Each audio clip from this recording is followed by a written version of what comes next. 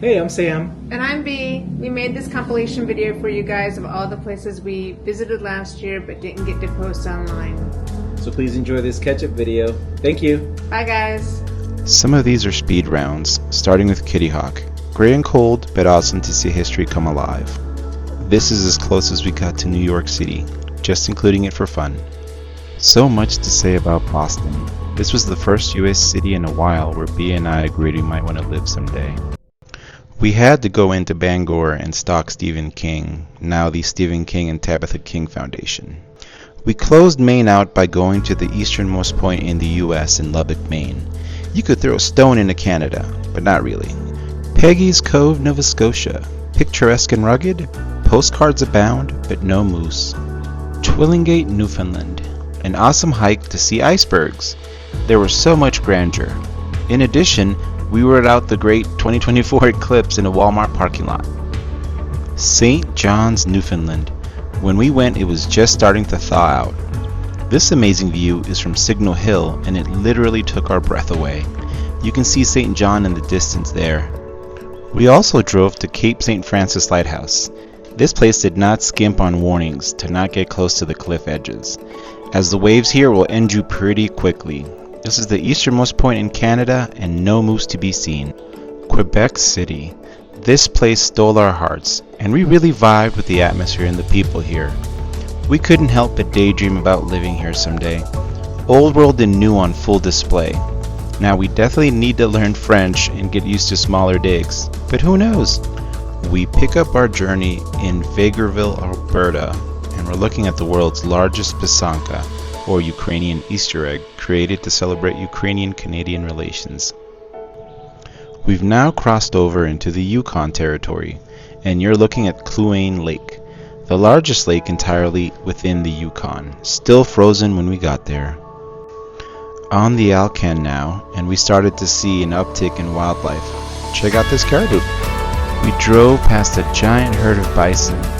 They were in the hundreds and all over the highway, and then out of nowhere, our first real moose sighting. Huzzah! It was like a unicorn coming out of the mist for us. Here are some awesome driving shots on our way to Denali. This amazing view is brought you by the Wrangell St. Elias National Park and Preserve on our way to McCarthy. We thought we could drive there. Here we are a few days later on a bush plane over the St. Elias Mountains on our way to McCarthy, the right way.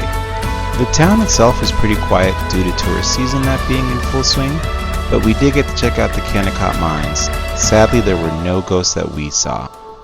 The flight back from McCarthy was pretty smooth, and bonus, ask them why you keep bear spray outside the plane when you go. After all that travel, we made it to our state park posting in Seward, Alaska, here on the Kenai Peninsula. This was an amazing and magical place, where B and I got to spend 4 months helping out with projects and keeping the park clean and looking its best. In addition to Lowell Point, we also got access to the Tonsina Creek Trail and the Tonsina Beach, which is what you're looking at here. And it was amazing. You had mountain ranges in the distance and glaciers. Special thanks to our friend Speedy for calling us out to check out the Northern Lights. As our time started to wind down in Seward, we got to celebrate July 4th with them. It was amazing. They do it right here. In addition to these awesome fireworks, they have this awesome race where these folks climb down the side of a mountain to see who gets there first. It was truly awesome to be part of this community, even if it was for a little bit. Now, it wasn't all glaciers and wildlife for us. We also got to go to Palmer, Alaska to check out these awesome monster trucks. They also had a fair in the area which we got to enjoy. We visited a few cities in the area, including Whittier, Alaska, which is home to the Anton Anderson Memorial Tunnel, which is a dual-use tunnel highway. It also happens to be the longest dual-use tunnel in North America. It was a pretty claustrophobic experience, but cool overall. We were lucky that we were on Resurrection Bay, and one of the times we went out, we got to see humpbacks feeding. As you can see in this footage, it's pretty amazing to be around. Being on Resurrection Bay meant that we had access to the Gulf of Alaska, and we could go out to see these huge glaciers. As you can see, this is one big glacier here.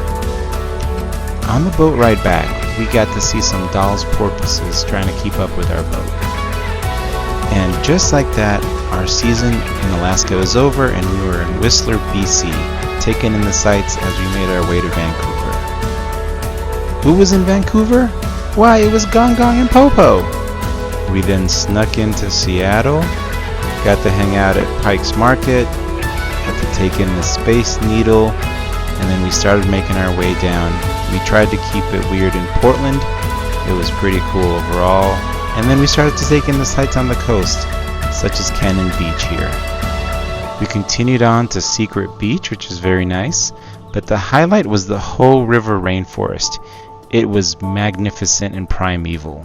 We also found time to make our way to the Columbia River Gorge, and that was pretty cool as well. And then, like any good fairy tale, we were back in California. We made a pit stop in Oakland to visit Archie before continuing. Southwest was also a bit of a whirlwind, with us stopping in Death Valley, then Vegas to see Meow Wolf, and then Carlsbad Caverns, and finally Roswell. We then circled back to San Diego, where I performed magic tricks for a golden retriever named Cosmo. This gig economy is crazy. While we were there, tragedy struck and our van was rear-ended and had to be repaired. Through the magic of editing, and 3 months later, the van was fixed. Overall, B and I covered 17,236 miles or 27,738 kilometers. You're now all caught up with our journeys. Thanks so much for watching, and look out for more videos in Mexico.